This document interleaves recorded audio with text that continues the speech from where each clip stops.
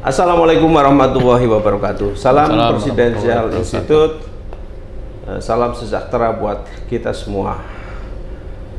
Kita sangat berbahagia bisa bernarasi, berdiskusi, dan mengumpulkan berbagai informasi dengan seorang bupati muda belia. Masih muda kan ya, Mas? Perasaan. Mas Nanta saya panggilnya, Bupati Gunung Kidul. Assalamualaikum, Mas. Waalaikumsalam warahmatullahi wabarakatuh. Sehat ya? Sehat, Mas. Sehat selalu. Mas Nanta itu awalnya aktif di Dinas TNI, tapi beliau kemudian mengajukan pensiun dini, pensiun muda lah ya, untuk pulang ke kampung halaman di Gunung Kidul, membangun desanya. Tentu cita-citanya tidak hanya membangun desanya, tapi beliau ingin membangun bangsanya. Nah, dalam hal Kabupaten Gunung Kidul yang konon di daerah Jogja ini adalah kabupaten yang minus, tapi saya yakin di tangan Pak Bupati yang energik ini, kedepannya Gunung Kidul akan bisa menjadi mercusuar daerah Yogyakarta. Kira-kira begitu, Pak Bupati. Ya, mungkin Pak Bupati bisa mengeksplor apa yang bisa disampaikan. Baik, saya terima kasih Mas ya. Saya bisa bertemu, berbincang-bincang seperti ini, sekaligus saya ingin sedikit mengeksplor tentang potensi yang ada di Gunung Kidul ini. Ya. Gitu. Jadi Gunung Kidul ini, kalau dulu orang mengenal, mungkin setiap menyebutkan Gunung Kidul pasti yang ada di benak mereka adalah tentang kekeringan. Itu zaman-zaman dulu ya.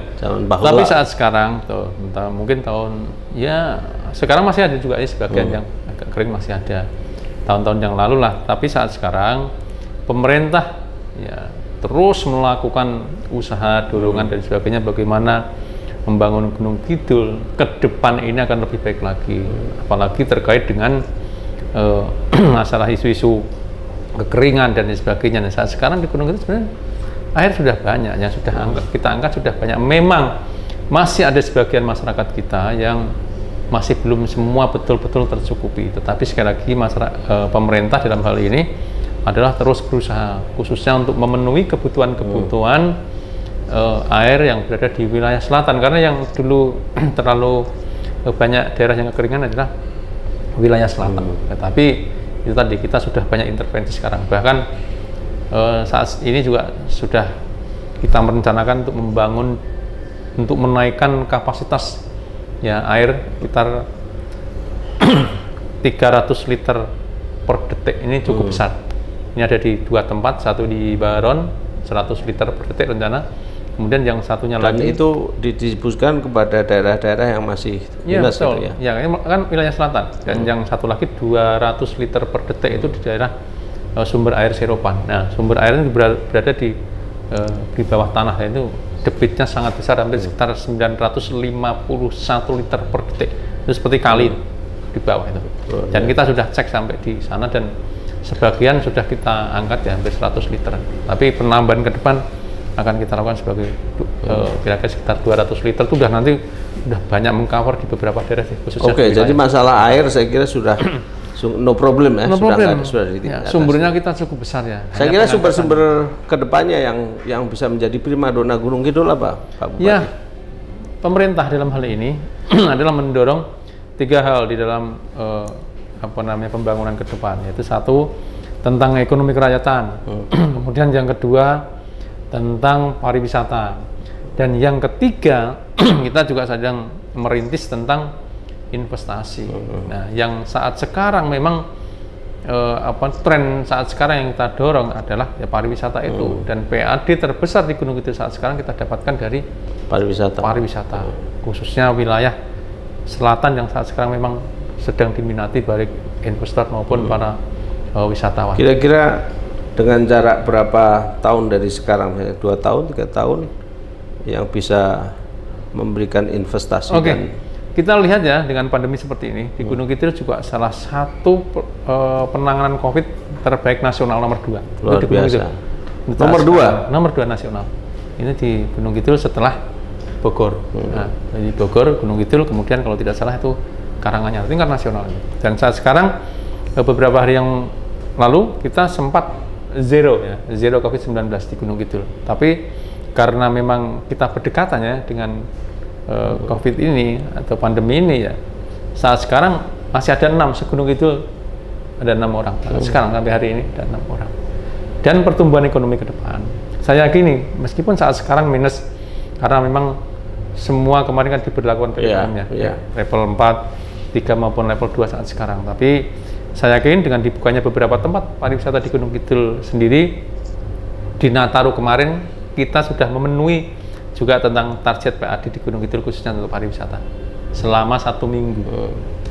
Selama 1 minggu yang tercatat kunjungan di Gunung Kidul untuk kemarin hampir mencapai 140.000 pengunjung selama 1 minggu Nataru. Luar biasa. Tapi kita sedikit flashback. Mas Nanta ini kan boleh dikata calon yang melawan incumbent kemarin ya? Ya, yang wakil ya Pak Wakil. Terus apa itu resepnya? Kok bisa incumbent terus ada profesor doktor ini, doktor ini? Mas Nanta dengan gaya yang humble, yang simple begini, ya, pemirsa. Jadi pakai topi apa? Itu memang kesukaan beliau. Terus pakai kaos, pakai celana jeans tapi luar biasa. Jadi banyak disenangi anak kalangan milenial, kalangan apa, semuanya kelihatannya beliau itu menyapa, semuanya dirangkul. Gitu ya, Mas Nanta ya? Iya, kira-kira seperti itu.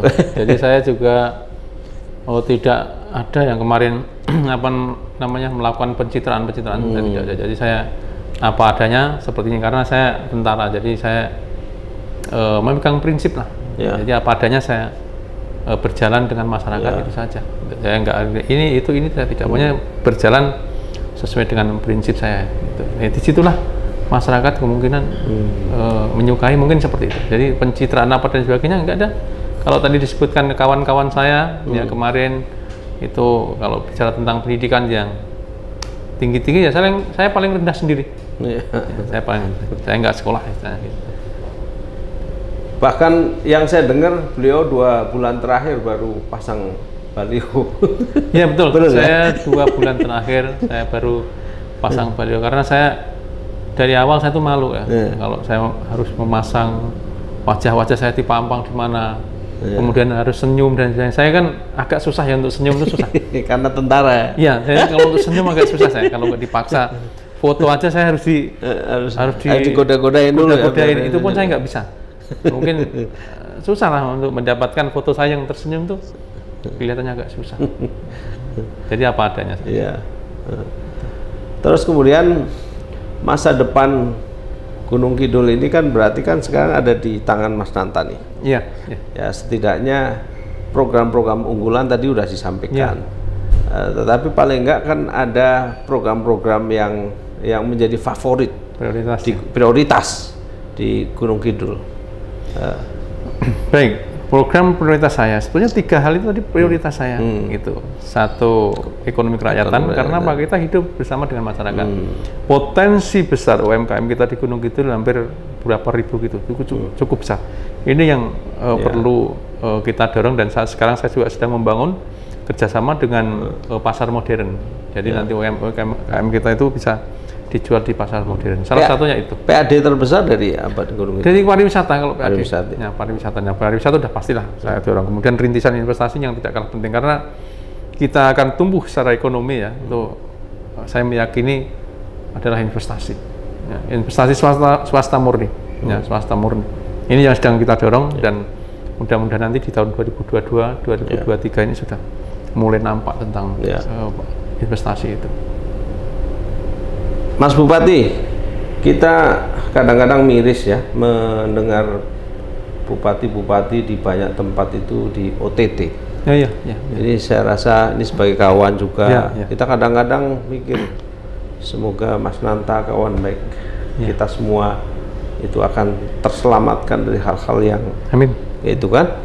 Nah, saya kira Mas Nanta mungkin punya kiat kepada bawahan, kepada kepala dinas, kepada mungkin ada apa, barangkali ada yang perlu disampaikan di sini atau untuk kawan-kawan bupati yang lain sebagai pelajaran ya buat kita semua. Jadi bahwa menjadi pemimpin mau RT, RW, mau camat, lurah, bupati, wali kota sampai gubernur, presiden itu adalah amanah, dan seorang pemimpin itu tugas membahagiakan rakyat.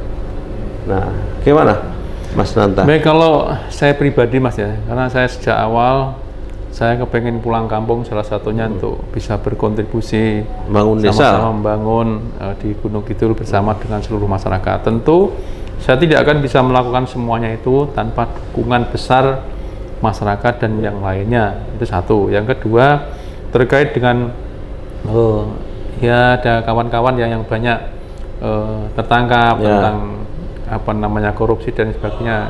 Saya juga jangan sampai lah Mas ya. Sekali lagi jangan sampai, karena sejak awal orientasinya sudah pengen membangun bersama dengan masyarakat gitu.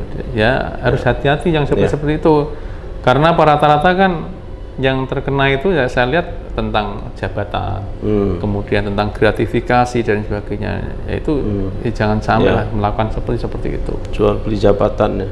Bahkan jual beli jabatan. Bahkan ada yang sangat miris itu Mas Bupati. Ada seorang bupati untuk mengisi PLT lurah itu dimintain per lurah itu 20 juta. Itu kan luar biasa gitu. Kalau kan. saya di dalam pengisian jabatan dan sebagainya ada paper zakat, ada pansel dan sebagainya. Mereka aja biar bekerja. Sudah, kalau kita udah menyerahkan kepada ahlinya, ya sudah selesai sampai di situ. Tinggal nanti kalau misalkan di pansel itu kita memilih, kita tinggal memilih mana yang disodorkan, mana yang bisa diajak kerjasama, mana yang mereka memiliki sebuah kemampuan, tinggal milih. Toh tracknya ada, track recordnya kita ada dan tinggal melihat. Kalaupun kalau nanti kita tidak tahu betul, misalkan ya kita bisa minta tolong pada apa namanya instansi-instansi terkait untuk bagaimana mengecek mereka bisa aja melakukan seperti itu, bisa aja. Setahu kami Mas Nanta itu, Mas Bupati itu juga hobi mengumpulkan seniman-seniman. Jadi beliau itu di kediamannya itu ada alat-alat karawitan, terus kemudian campur sari dan sebagainya. Itu luar biasa. Jadi jauh sebelum beliau menjadi bupati, beliau sering mengumpulkan masyarakat, wayangan, apa segala itu sebagai tradisi budaya adiluhung yang memang harus dijaga. Nah, saya kira di situ juga saya kira rahasia kenapa masyarakat Gunung Kidul begitu mencintai Mas Nanta, sehingga mungkin beliau itu terpilih menjadi bupati tanpa harus berkuar-kuar di media massa dengan memasang baliho dan sebagainya. Benar gitu ya Mas ya? Iya, saya kira seperti itu. Memang saya kalau kedekatan ya sejak awal ya sudah melakukan pendekatan pada masyarakat, karena sekali lagi Mas, saya asli orang Gunung Kidul, sehingga saya juga kepingin bersama-sama dengan kawan-kawan, dengan masyarakat dan sebagainya. Terlebih kalau bicara seni adalah bagian dari kehidupan masyarakat Gunung Kidul itu. Jadi ya hampir semua lah kawan-kawan saya bangun dengan baik. Oke Mas Nanta, sebagai bagian akhir dari diskusi kita hari ini, sebagai closing statement, barangkali Mas Nanta ada harapan, himbauan, atau keinginan yang terbesar dari cita-cita Mas Nanta untuk Gunung Kidul. Oke, kalau saya praktis saja Mas, saya kepengen bekerja semaksimal mungkin demi masyarakat Gunung Kidul. Ya, tentu harapan ini juga mudah-mudahan menjadi satu harapan bersama juga masyarakat, dan saya bekerja tentu tidak akan bisa saya sendiri, harus ada sinergitas dengan berbagai elemen, apalagi Forkompimda, kawan-kawan Forkompimda ya, juga seluruh jajaran pemerintah Kabupaten Gunung Kidul. Saya berkeinginan sekali membangun sebuah kebersamaan ini demi mewujudkan keadilan, kemakmuran, dan kesejahteraan bagi seluruh warga masyarakat Gunung Kidul. Hanya itu kalau saya inginkan. Saya tidak menginginkan yang lain-lain. Gitu. Intinya bekerja dan bekerja saja. Itu saja. Oke. Terima kasih. Itulah para pemirsa dan pecinta Presidensial Institute dimanapun berada. Kita sudah berdiskusi singkat, padat, tapi mengena dan bernas. Saya kira saya merasakan bahwa ini harus menjadi contoh buat bupati-bupati, kepala daerah atau calon bupati dan calon kepala daerah yang barangkali masih ingin atau berkeinginan menjadi bupati.